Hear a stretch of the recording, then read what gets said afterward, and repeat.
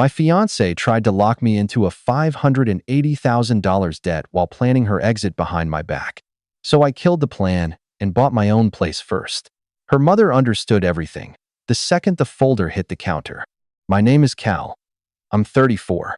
I'm a civil engineer, which means I spend my days looking at structures and asking one question: what's holding this up and what happens when it fails? I should have applied that question to my relationship a lot earlier. Leanne and I met 3 years ago through a mutual friend at a birthday dinner. She was smart, organized, funny in a dry way I liked. She talked about being practical the way some people talk about a personality trait they're proud of. Forward thinking, she called it. Always planning ahead. I admired that. I thought we were the same. In some ways, we were. I'd spent my 20s building steadily paid off my car, kept my savings clean, worked my way up to a salary that gave me options. By the time Leanne and I got serious, I was earning enough that I handled most of our shared costs without it feeling like a sacrifice. Rent on the apartment we shared was split on paper 60-40 in practice, because her lease on her old place had just ended and she needed a few months to catch up. A few months became a year. I didn't push it. I told myself that's what you do when you're building something with someone. Vacations, same thing. I fronted the deposits. She'd Venmo me back, eventually, partially. I filed it under "we'll figure it out when we're married." When we got engaged 8 months ago, the conversation shifted to buying. We found a house we both liked, a 3-bedroom, 40 minutes outside the city. The pre-approval came back at $580,000. My income alone had qualified us for $440,000. Leanne's contribution closed the gap on paper. Her name on the application made us look like a partnership. I never said that out loud. I should have. What I didn't know, what I found out much later, was that Leanne had quietly renewed the lease on her old apartment 6 months before we even started the home search. 1 bedroom, $1,100 a month, 3 subway stops from her best friend. A 14-month lease. She never mentioned it once. 6 months of rent. Paid in full. Every month. While telling me she was still saving up. The night of the kitchen table conversation, I replayed what she'd said about 3 times before I pushed back. "If you have an exit strategy," I said, "what does that say about how you see us?" Leanne set her fork down. "Not angry, patient. The way you are with someone who's missing an obvious point. It's not an exit strategy, Cal. It's a security net. There's a difference." "Is there?" "Yes." She picked her fork back up. "You have savings. You have a salary that could carry a mortgage alone. What do I have if this doesn't work out?" "I'm being practical." There it was again. Practical. I asked her directly, if we divorced, would she expect me to liquidate my assets the same way she was holding on to hers? She looked at me like I'd said something unreasonable. "That's completely different." I didn't argue. I went quiet, which is what I do when I'm actually angry. She took that as the conversation being over and went back to her phone. Later that night, it moved to text. I asked her again, in writing, because I wanted to understand. Her reply came back 14 minutes later. "I just need to know I have somewhere to go if things go south." Is that so wrong? I read it twice. Then I screenshotted it. Not because I was planning anything. I told myself it was just for clarity. But something in me already knew that a woman who frames her own engagement as a situation she might need to escape isn't building a partnership. She's managing a risk. And somewhere in that calculation, I was the risk.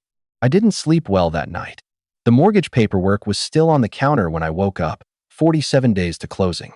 And somewhere on page 3 of that application was something I hadn't looked at closely enough. A few days later, I pulled the mortgage application out of the counter stack and read it properly for the first time. I'm an engineer. I read documents the way other people read menus, systematically, left to right, nothing skipped. The first 2 pages were clean. Income figures, employment history, the property address. Standard. I got to page 3, the co-borrower consent form, and I slowed down. My signature was there. Printed, dated, neat. I didn't remember signing it. I sat with that for a long moment. It's possible I had signed it and forgotten. We'd gone through a lot of paperwork in a short window. But I'm not the kind of person who forgets signing legal documents. I know what my signature looks like. I've signed hundreds of engineering certifications. The one on page 3 was close. It wasn't right. I didn't say anything to Leanne. I took a photo of page 3 and put the application back in the stack. Closing was in 47 days. I had time to be sure before I was certain. What I didn't have time for was what came next. 3 days after the kitchen table conversation, a mutual acquaintance, a guy named Brett who ran in both our social circles, sent me a screenshot without comment. Just an image, no text above it. I opened it and sat there for a full minute before I understood what I was looking at. It was a Facebook comments thread. Leanne had posted a photo of her and two friends at brunch. Nothing unusual, with a caption that read, "Sometimes being smart means protecting yourself before you sign anything." The comments were what stopped me. Her friend Becca had written, "Smart girl. Keep that apartment. Let him carry the mortgage." Leanne had replied with a laughing emoji. The post was timestamped 3 days after our kitchen table conversation. 3 days after she'd looked me in the eye and called it a security net. She hadn't been processing something privately. She'd been celebrating it. I looked at Becca's comment again. "Let him carry the mortgage." 7 words. I read them 4 times. Then I opened my Photos app and put Brett's screenshot in the same folder as Leanne's text message. 2 items. Both in writing. Both from her.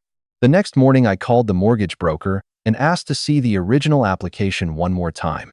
I told him I had a question about page 3. The broker's name was Kevin. We'd met twice in person, both times at his office, both times with Leanne sitting next to me. He picked up on the second ring. I kept it simple. I told him I wanted to verify the submission process on the co-borrower consent form. Specifically, how the digital signature had been collected and from which email address it had been submitted. There was a pause on his end. Not long.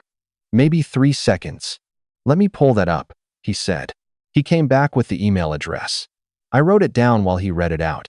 cal.r.morrison.docs@gmail.com. That is not my email address. I have one email address. I have had it since college. It does not have my middle initial in it. It does not end in docs. I asked Kevin when that account had been created relative to the application submission. He said he didn't have that information, but that the submission had come through 3 weeks before we'd sat in his office together and signed the physical documents. 3 weeks before, when I'd had no idea an application had already been started. I thanked him, told him I'd be in touch, and hung up. Then, I opened a browser and typed the address into Google. No results, no linked accounts, no digital footprint at all. It was a throwaway. Created for one purpose. Someone had made an email address using my name, my initial, and submitted a co-borrower mortgage application on my behalf without telling me, without asking me, without my knowledge or consent. I sat in my car in the parking garage for about 10 minutes. Not panicking, just running the numbers the way I always do when a structure doesn't add up. If that loan closed and the signature was ever challenged, my name was on the application. My liability. My problem. Leanne's apartment, her insurance policy would remain untouched. That afternoon, I called a real estate attorney. Her name was Diane Sorrell. Her assistant got me in the next morning for a 45-minute consult. I brought the application. I brought the photo of page 3. I brought the email address written on a piece of paper. I sat across from Diane and laid it out in order, the way I would present an engineering report: facts, sequence, implication. She listened without interrupting. When I finished, she turned the application toward her and read page 3 herself. Then she looked up. "Submitting a forged signature to a mortgage lender is fraud," she said. "You understand that?" I said I did. "And if this loan closes with that signature on file, your exposure doesn't end when the relationship ends. It follows the debt." I asked her what my options were. She walked me through them. I could withdraw from the joint application. Before closing, I would forfeit the earnest money deposit, $8,700, but I would sever my legal connection to the loan and the property. I could also file a formal record of the signature discrepancy with the broker, not as a criminal complaint, but as documentation protecting my interests. She recommended doing both. Then she took her glasses off and set them on the desk. "You have time," she said. "Not a lot of it. Closing is in 34 days. But you have time." I wrote her a check for $300, folded my copy of the application into my jacket pocket, and walked out into the afternoon. 34 days. I had a number now. And I had a lawyer. That Tuesday, Leanne went to spin class at 7. She'd be gone for 90 minutes. I sat down at my desk, opened my laptop, and started pulling everything together. I had 90 minutes. I opened a fresh folder on my desktop and started from the beginning.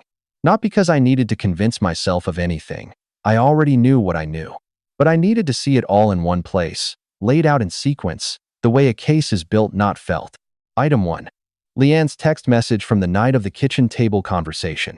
I just need to know I have somewhere to go if things go south. Is that so wrong? Sent at 9:47 p.m. Her number, her words. Screenshotted, timestamped, sitting in my phone. Item 2. Brett's screenshot of the Facebook thread. Leanne's caption, sometimes being smart means protecting yourself before you sign anything. Becca's reply, smart girl. Keep that apartment. Let him carry the mortgage. Leanne's laughing emoji beneath it. Posted 3 days after our kitchen table conversation, public. Timestamped. Saved. Item 3. The photo of page 3 of the mortgage application, my signature. The one I didn't write.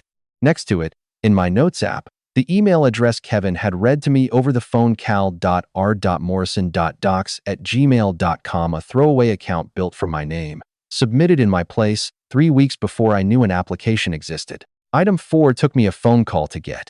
I contacted the management office of Leanne's building that afternoon, told them I was trying to verify a lease for personal financial planning purposes, which was not entirely untrue, and asked when the current lease term had started. The answer came back in an email 40 minutes later. Leanne had renewed for 14 months, beginning 7 months ago, which meant she had signed that renewal while we were actively looking at houses together, while she was telling me she couldn't contribute more to the deposit because she was still saving up. I printed the email. Item 5 was the one that took the longest to sit with. I pulled up 6 months of Leanne's bank transfers. I had access to our joint account, and she had occasionally moved money through it and cross-referenced the dates with what I knew about her building's rent. Cycle. 6 payments. $1,100 each. First of every month, clean as clockwork, drawn from her personal account. 6 months of rent. $6,600 total. Paid in full, without a single missed payment. During the same period, she had told me she was tight on money and couldn't contribute more toward our house deposit. I sat back and looked at the screen. 5 items. A text. A screenshot. A forged signature. A lease renewal. 6 bank payments. Not suspicions. Not feelings. Documents. I printed everything that could be printed and put it all into a single manila folder. I labeled nothing on the outside. I put it in my desk drawer and closed it. Leanne got home from spin class at 8:40. She was in a good mood. She asked if I wanted to watch something. I said sure. We sat on the couch, and I watched 40 minutes of a show I don't remember at all. The next morning, I called my real estate agent, Marta. I'd worked with her twice before she knew how I operated, knew I didn't waste her time. I told her I needed her to quietly pull my name from the joint offer and start a parallel search. Solo listings. 1 bedroom, 1 study. Different part of the city. My income, my pre-approval, my name only. She didn't ask many questions. That's why I liked her. By Thursday, she had 3 options. I told Leanne I was working late and drove across town to tour the first one, a pre-owned unit on the 4th floor, clean bones, minimal renovation needed, listed at $387,000. Well within what I qualified for a loan. I stood in the empty living room for about 5 minutes. Good light. Quiet building, solid structure. I made an offer that evening from the parking lot. I drove home. Leanne had saved me dinner. I ate it at the kitchen table, the same table where this had all started, and I didn't say a word. But I had done the math. And the math was ugly. If I did nothing, if I let the clock run out and that loan closed, I needed to understand exactly what I was signing myself into. Here's what doing nothing looked like. The loan closes. My name is on a joint mortgage for $462,000 on a property we both own. Leanne keeps her apartment $1,100 a month, 14 months left on the lease, her name only. We get married. Maybe it works. Maybe it doesn't. If it doesn't, we split. She walks away with equity in a shared property and a separate apartment she has been quietly maintaining the entire time. I walk away with a joint debt, a forfeited deposit, and a co-borrower's signature on file that I never actually wrote. And if that signature is ever challenged by the lender, by an auditor, by anyone, it is my name on the application. My problem to explain. My liability to absorb. I had been treating this like a partnership. I was going to be the only one who paid for it. There was also the deposit. $8,700, already wired, already sitting with the seller's agent. If I pulled out of the deal, I lost it. That was the price of leaving. I sat with that number for a full day. It's not nothing. But I kept coming back to the same calculation, $8,700 now, or my name on a $462,000 debt with a woman who had already decided she needed an exit strategy before we'd signed a single thing together. The $8,700 was the cheaper option. By a significant margin, I called Diane Sorrell back on a Thursday morning. I told her I had made my decision. I wanted to withdraw from the joint application, and I wanted to do it cleanly through the correct channels, with the signature discrepancy on file as a formal record, not a criminal complaint. Just documentation. She told me exactly what I needed to submit and to whom. I wrote it down word for word. Then, I waited for the call I was actually waiting for. It came at 2:17 p.m. that Friday. Marta. My offer on the fourth-floor condo had been accepted. Full ask. Keys at closing in 21 days. I sat in my car and read the message twice. 21 days to my closing. 34 days to the joint closing, now counting down to nothing. I called Diane back that afternoon and told her to proceed. She submitted the withdrawal documentation to the broker, citing undisclosed concerns with the co-borrower verification process. Kevin called me 40 minutes later, professional and careful, and confirmed the joint application was being voided. The seller would be notified. The deal was dead. I said I understood and thanked him for his time. That was it. No confrontation. No dramatic phone call to Leanne. No warning. I had withdrawn my name from a contract she had submitted using a forged version of that name through an email address she had built to look like mine. I had simply removed what was never legally hers to use. The offer was accepted on a Friday. I didn't say a word that weekend. Leanne made coffee Saturday morning. We sat at the kitchen table, that table again, and she showed me a tile she liked for the kitchen backsplash. White with a thin gray vein running through it. Very clean, she said. Very practical. I told her it looked nice. I already had a set of keys being cut across town. What I didn't know was how she'd find out. I had assumed I would tell her myself, on my terms, when I was ready. But that's not how it happened. It never is. The seller's agent called Leanne on a Monday morning. I know this because she told me, later, in a very different tone than she used for everything else. But I wasn't there for that call. I was at the gym, on the treadmill, headphones in, when I saw her walk through the front entrance in her work, clothes blazer, bag over one shoulder, phone in her hand. Not dressed for a workout, not here to exercise. She spotted me before I could step off the machine. The lobby of that gym has maybe 30 feet of open floor between the entrance and the equipment area. She crossed it fast. Becca and two other women from her friend group were just finishing a group class and drifting out through the side door. They slowed down when they saw Leanne's face. She stopped in front of the treadmill. I pulled out one earbud. "You killed the deal," she said. Her voice was tight, controlled, but not quite. "Do you understand what you just did? Do you have any idea how much work I put into that house?" I stepped off the machine. Kept my voice level. "You forged my signature." Leanne. The lobby went quiet. Not dramatically quiet, just the specific quiet of 8 or 9 people suddenly finding reasons not to move. Her jaw tightened. "That is not what happened. Kevin has the email address on file," I said. "Cal? R. Morrison. Docs. You created it 3 weeks before the application was submitted. You used it to sign a co-borrower consent form in my name." She glanced sideways. Becca was standing 12 feet away, not leaving. "We can talk about this at home," Leanne said. "Lower now." "We can," I said. "Or you can come to my place Tuesday evening. I have something I want to show you." She looked at me for a long moment. I held the earbud in my hand and waited. "Fine," she said. And she walked out. She came Tuesday evening. She didn't come alone. Her mother, Rosemary, arrived first, a step ahead of Leanne, like she had been briefed on the situation and had opinions about it. Her sister Kristen was behind them, 3 of them in the hallway of a building Leanne had never been to, in a part of the city she didn't know I'd been looking at. I opened the door and let them in. The condo was furnished, simply a couch, a desk, the basics. My name was on the deed. Had been for 4 days. Leanne walked in and looked around slowly, the way you look at something when you're recalibrating what you thought you knew. Rosemary didn't wait. "You owe her an explanation," she said. "You owe her that house. She has been planning her life around that purchase." I walked to the kitchen counter. The manila folder was sitting there, where I had placed it before they arrived. I opened it, separated the 5 tab sections, and slid it across the counter toward them without saying a word. Leanne looked at it.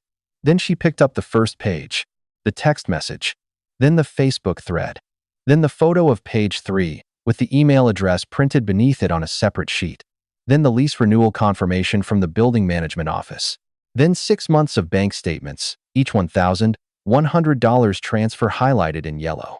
Rosemary had picked up the bank statements. She put them down. The room was quiet for a long time. Leanne set the last page on the counter.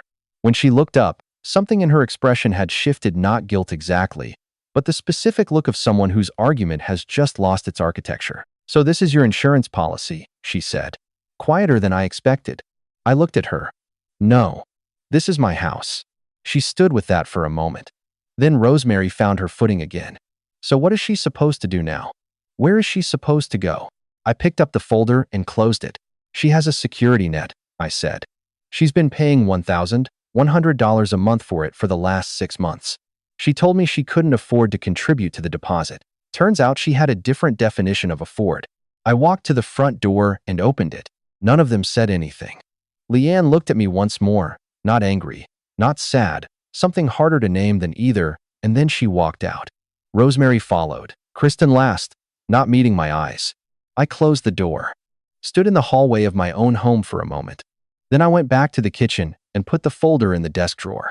First time in weeks I didn't feel like I was carrying something I hadn't agreed to pick up. The engagement was over. We didn't have a formal conversation about it. There wasn't one to have. I mailed Leanne's ring back to her by certified mail in a small padded envelope, no note inside. I had thought about what to write for about 20 minutes and then decided that everything that needed to be said had already been laid out on a kitchen counter in a manila folder. A note would have been redundant. Diane Sorrell's firm submitted the formal documentation of the signature discrepancy to the mortgage broker the following week. Not a criminal complaint, I had been clear about that. Just a record. My name, clean, attached to nothing it hadn't consented to be attached to. Whatever Leanne chose to do next with her apartment, her lease, her finances, that was hers to figure out. I was no longer in the equation. The earnest money was gone. $8,700, forfeited to the seller when the deal collapsed. I thought about that number a few times in the days after. Then I stopped thinking about it. It was the cost of finding out before the ink on a joint mortgage had dried. As exit fees go, it was reasonable. My closing was on a Thursday. Marta met me at the title company's office at 10 in the morning with a folder of her own. The good kind, the kind you sign and walk away from with keys. I signed my name 11 times. My actual name, my actual signature, on documents I had actually read. The whole thing took 40 minutes. Marta handed me the keys in the parking lot. 2 of them on a plain metal ring. I drove to the condo, let myself in, and stood in the living room for a while. No furniture yet beyond the basics. Good light coming through the west window. Quiet building. The kind of quiet you notice when you've been living next to something loud for a long time without realizing it. I ordered pizza that evening and ate it sitting on the kitchen floor with my back against the cabinet. No table yet. I didn't mind. It was the best meal I'd had in months. I've thought about what I would have said to Leanne if I'd had the chance to say it plainly. I think it would have been simple. A partnership where one person has an exit strategy and the other one isn't a partnership. It's a transaction. And in that transaction, I was the asset she was securing herself against losing. She called it being practical. By the end of it, I finally agreed. She needed a security net. Turns out, so did I. Mine just had a deed attached. QC block. Estimated total word count to 4,100 words, within plus or minus 5% of 4,000 word target. Checklist. Central injustice clear in opening 15%. Yes, Cal identified as primary breadwinner carrying $580K pre-approval. Leanne maintaining secret apartment and exit strategy while claiming to save for joint deposit. Established by end of Section 2. Primary lever, authority dramatized. Yes, attorney Diane Sorrell, Section 5, confirms forged signature constitutes fraud and maps Cal's legal options. Mortgage broker Kevin independently verifies the throwaway email address. Both handled as plausible process, not deus ex machina. Public climax clear with witnesses. Yes, Jim, lobby confrontation, Becca plus 2 friends present, Leanne forced to lower her voice.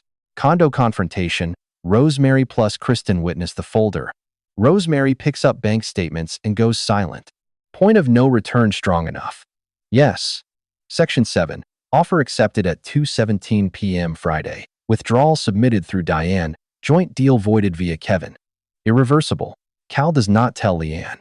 Tile seen immediately after locks in the irony. Receipts planted and paid off. Yes text message, S3, payoff S6 plus S8. Facebook thread, S4, payoff S6 plus S8. Forged email, application, S4S5, payoff S6 plus S8. Lease renewal S2 plus S6, payoff S8. Bank statements, S6, payoff S8. All 5 items assembled in folder presented at climax. Motif, iconic symbol with payoff. Yes. Insurance policy, S1, S3, S8 closing exchange. Manila folder, S6 plant, S8 payoff. Practical, S1, S2, S3, S7 tile scene payoff. All 3 land at climax or ending. Minimum 3 hard mini cliffs at macro transitions. Yes. 1. End of S3. Somewhere on page 3 of that application was something I hadn't looked at closely enough. 2. End of S6. If I did nothing, if I let the clock run out, and that loan closed, I needed to understand exactly what I was signing myself into. 3. End of S7. What I didn't know was how she'd find out. I had assumed I would tell her myself, on my terms, when I was ready. But that's not how it happened. It never is. Villain strikes, minimum 2 before climax. Yes. 1. Facebook thread public, timestamped, Leanne liked. Let him carry the mortgage. S4. 2. Forged email address throwaway account built from Cal's name, submitted without consent. S5. Iconic closing lines, 1 to 2 quotable, yes. 1. No. This is my house. 2. She called it being practical. By the end of it, I finally agreed. 3. Mine just had a deed attached. No convenient twists or illogical payoffs. Confirmed forgery planted in S4 before confirmation in S5. Facebook thread sourced from named mutual acquaintance, Brett. Not coincidence. Attorney and broker are named. Process-driven, not magical. $8,700 forfeited protagonist pays a real cost. No criminal complaint filed, realistic boundary maintained throughout.